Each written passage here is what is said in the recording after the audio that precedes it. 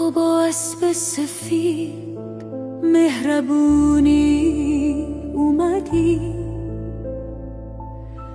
تو از دشتای دور و جاده های پرغبار برای هم صدایی هم زبونی اومدی. تو از راه میرسی پر از گرد و غبار، تموم انتظار میاد همراهت بهار.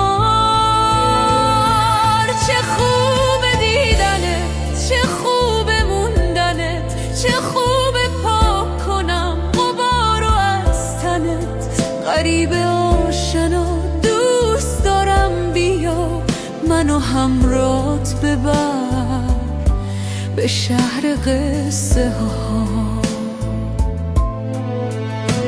بگیر دست منو تو دستات، چه خوب سقفمون یکی باشه با هم، بمونم منتظر تا برگردی پیشم.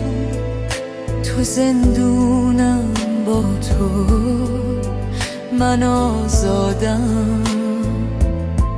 تو از شهر غریبه بی نشونی اومدی، تو با اسب سفید مهربونی اومدی. تو از دشتای دور و جاده های پر غبار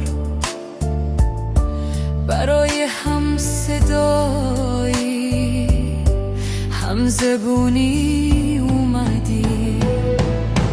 چه خوب دیدنت، چه خوب موندنت، چه خوب پاک کنم غبار و از تنت. غریب آشنا دوست دارم، بیا میشینم میشمرم روزا و لحظه ها. دوست دارم بیا به شهر قصه ها.